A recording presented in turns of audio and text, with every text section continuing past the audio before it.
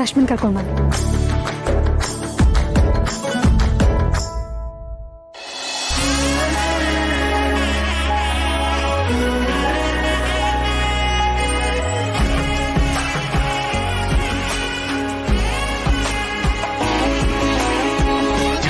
ಅವಿ ನನ್ ತಂಗಿ ಇಷ್ಟೊಂದ್ ಸಂದ ಕಾಣ್ತಾಳ. ಅಣ್ಣ ಅವತ್ ನನಗೆ ಆರತಿ ಮಾಡ್ಬೇಕಾದ್ರೂ ಇದನ್ನೇ ಹೇಳ್ದೆ, ರತ್ನಾಕನ್ ನಿಶ್ಚಿತಾರ್ಥದಲ್ಲೂ ಇದನ್ನೇ ಹೇಳ್ದೆ. ಇವಾಗ ಗುಂಡಕ್ಕಂಗೂ ಸೇಮ್ ಡೈಲಾಗ. ನಿಜ ಹೇಳು, ನಮ್ 4 ಜನ ತಂಗಿಯರಲ್ಲಿ ಯಾರು ಜಾಸ್ತಿ ಚೆನ್ನಾಗಿ ಕಾಣೋದು?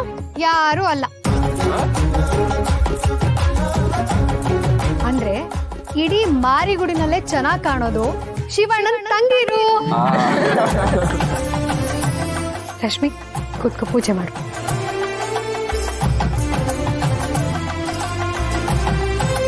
ಮನಸ್ಸಲ್ಲಿ ಮಹಾಗೌರಿಯನ್ನ ನೆನೆಸ್ಕೊಳ್ಳಿ. ಓಂ ಗಂ ಗಣಾನಾಹಾಂತವ ಗಣಪತಿ ಗಂ ಅವಾವಹ ಕವಿಂ ಕವೀನಾಂ ಉಪಮಶ್ರವತಂ ಜ್ಯೇಷ್ಠರಾಜಬ್ರಹ್ಮಣ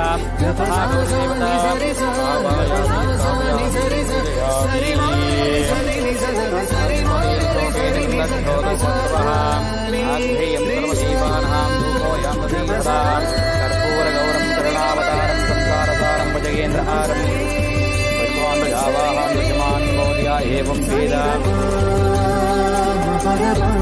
5 ಜನ ಮುತ್ತೈದರು ಬಂದು ಕಂಕಣ ಧಾರಣೆ ಮಾಡಿ. ಬರವಾ, ಬರ್ರಿ ನೀವು 3 ಜನ ಬರ್ರಿ.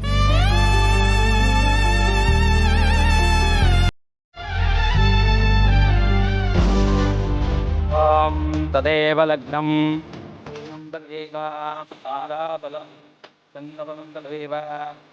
ವಿದ್ಯಾಬಲಂ ದೈವಬಲಂ.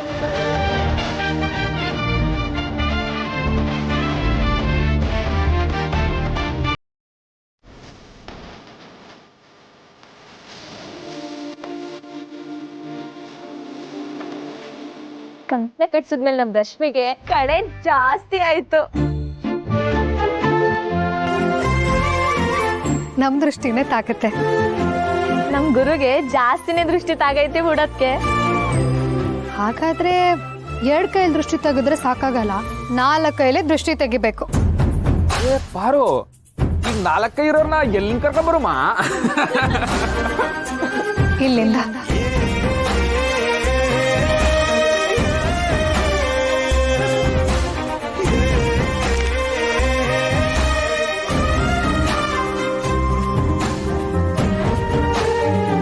ಶಾಸ್ತ್ರ ಆಯ್ತು, ಕಂಕಣನೂ ಕಟ್ಟಾಯ್ತು. ಈಗ ಅರ್ಶನ ಹಚ್ಬೋದಲ್ವಾ? ತಾಯಿ ಇಲ್ದ ಮಗ ಯಾವಾಗ್ಲೂ ಹಿಂಗೆ ಲೇಟ್ ಮಾಡ್ತಾನೆ. ಮದ್ವೆಗೂ ಹಿಂಗೆ ಲೇಟ್ ಮಾಡಿದ್ರೆ ನಾನ್ ಸುಮ್ನಿರಲ್ಲ.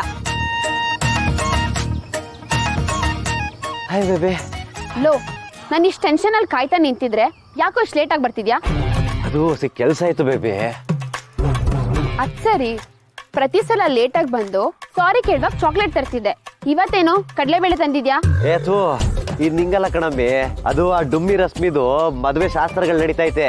ಅಲ್ಲಿ ಅಡಿಗೆ ಭಟ್ರು ಕಡಲೆ ಬೇಳೆ ಬೇಕು ಅಂತ ಕೇಳ್ರು, ಅದಕ್ಕೆ ಓಡಕ್ ತಗೊಬಂದೆ. ನಿಂದು ಒಂದ್ ಜನ್ಮ ಏನೋ. ನಮ್ ಮದ್ವೆಗೆ ಓಡಾಡ್ಬೇಕಾಗಿರೋನು ಯಾರ್ದೋ ಮದ್ವೆಲಿ ಓಡಾಡ್ತಿದ್ಯಾ? ಅದ್ ಸರಿ, ನಿಮ್ಮಪ್ಪ ಏನಂದ್ರು? ಬೇಬಿ, ಯಾರು ಏನೇ ಕೇಳಿದ್ರು ಉತ್ತರ ಕೊಡೋ ನಮ್ಮಪ್ಪ. ನಾನೋಗಿ ನಿನ್ ಹೆಸರು ಮಾದಪ್ಪಣ್ಣ ಅಲ್ವಾ ಅಂತ ಕೇಳಿದ್ರೆ ಕೇಳ್ತಿರೋದ್ ನಾನಲ್ವಾ ಅಂತ ಆದ್ರೂ ಇಲ್ಲ ಅಂತ ನಮ್ಮಪ್ಪ. ಅದು ನನ್ನ ಪರಿಸ್ಥಿತಿ. ಏನ್ ಮಾಡೋಣ ಹೇಳು. ಮತ್ತಿವಾಗ ನನ್ ಗತಿ ಏನೋ? ಅಯ್ಯೋ, ಈಗ ಅದ್ ಬಿಡು ಬೇಬಿ. ಈ ಡುಮ್ಮಿ ಮದ್ವೆ ಒಂದಾಗ್ಲಿ, ಆಮೇಲೆ ನಮ್ಮ ಅವ್ವ ಹೇಳ್ದಂಗೆ ನಮ್ಮ ಮದ್ವೆನು ಮಾಕಳಮ್ಮನ ದೇವಸ್ಥಾನದಲ್ಲಿ ಹಾಗೆ ಆಯ್ತದೆ. ಅದೇ ನನ್ಗೂ ಭಯ ಆಗ್ತಿರೋದು. ಮದ್ವೆ ಅಂತ ಏನೋ ನಿಮ್ಮಮ್ಮ ಹೇಳಿದ್ರು, ಆದ್ರೆ ಮದ್ವೆ ಹೆಂಗಾಗತ್ತೆ, ನಾವ್ ಹೆಂಗ್ ಪ್ರಿಪೇರ್ ಆಗ್ಬೇಕು ಅಂತ ಹೇಳಿಲ್ಲ ಅಲ್ವಾ? ಅಯ್ಯೋ ಬೇಬಿ, ಈ ಡುಮ್ಮಿ ಮದ್ವೆ ಒಂದಾಗ್ಲಿ, ಆಮೇಲೆ ಮಾತಾಡ್ಕೊಳ್ಳೋಣ ತಗೋ.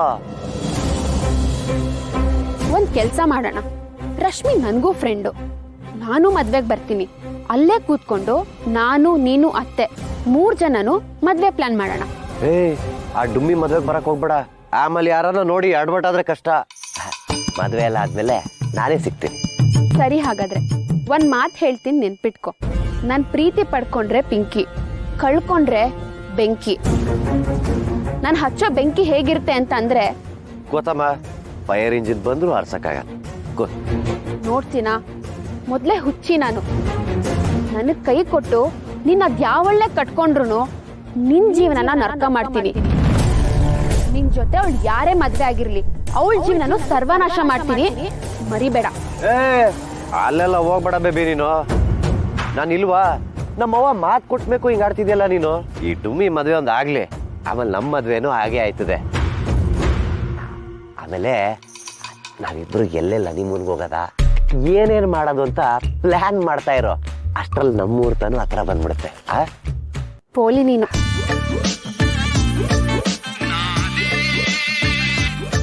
ಅಣ್ಣ ಕಡಲೆಬೇಳೆ ಕೈಯಾಗಿ ಐತೆ, ಬರ್ತಾ ಇದ್ದೀನಿ 2 ನಿಮಿಷ. ಅಕ್ಕ, ಈ ತರ ಅಳ್ತಾ ಕೂದ್ರೆ ಪ್ರಯೋಜನ ಇಲ್ಲ ಅಕ್ಕ. ಈ ಮನೇಲಿರೋರು ಗಂಡಸ್ರಲ್ಲ, ರಾಕ್ಷಸರು. ಗಂಡ ಮಕ್ಳಿಬ್ರು ತಿರುಗಿ ಬಿದ್ರೆ ನಾವ್ ಹೆಣ್ಮಕ್ಳು ಏನ್ ಮಾಡಕ್ಕಾಗತ್ ಸುಶೀಲಾ? ಆಗತ್ತಾ? ಹೆದರ್ಕೊಂಡು ಕೂತ್ಕೊಂಡ್ರೆ ಏನ್ ಮಾಡಕ್ಕಾಗತ್ತೆ ಹೇಳು? ಏನಾದ್ರೂ ಆಗ್ಲಿ ಅಕ್ಕ, ವಿಷಯನ ಹೊರಗಡೆ ತಲುಪಿಸ್ಲೇಬೇಕು. ನೀ ಹೇಳೋದು ಸರಿಗಿದೆ ಸುಶೀಲಾ. ನಾವ್ ಇಷ್ಟು ದಿನ ರಶ್ಮಿ ಬಾಳನ್ನು ಉಳಿಸ್ಬೇಕು ಅಂತ ತುಂಬಾ ಪ್ರಯತ್ನ ಪಟ್ವಿ. ಆದ್ರೆ ಇವಾಗ ನಮಗ್ ಸಿಕ್ಕಿರೋದು ಕೊನೆ ಅವಕಾಶ. ನಾವ್ ಹೇಗಾದ್ರೂ ಹೊರಗೆ ಹೋಗ್ಲೇಬೇಕು. ಸುಶೀಲಾ, ಹಿತ್ಲು ಬಾಗ್ಲು ತೆಗ್ದಿರುತ್ತೆ, ಬಾ ಹೋಗಿ ನೋಡೋಣ. ಅಕ್ಕ, ಅವರು ಅತಿ ಬುದ್ಧಿವಂತರು. ಎಲ್ಲಾ ಕಡೆಯಿಂದ ಯೋಚನೆ ಮಾಡಿನೇ ನಮ್ಮನ್ನಿಲ್ಲಿ ಕೂಡಕ್ ಹೋಗಿರೋದು. ಮತ್ ನಾವಿವಾಗ ಏನ್ ಮಾಡೋದು? ನಾವ್ ಹೇಗ್ ಹೊರಗೆ ಹೋಗೋದು? ಅಕ್ಕ, ನಾವಿವಾಗ ಹೊರಗಡೆ ಹೋಗ್ಬೇಕು ಅಂತ ಯಾಕೆ ಒದ್ದಾಡ್ತಿದೀವಿ ಹೇಳು? ನಮಗ್ ಗೊತ್ತಿರೋ ವಿಷಯನ ಶಿವಗ್ ಹೇಳಿ ಮದ್ವೆ ನಿಲ್ಸಕ್ಕೆ.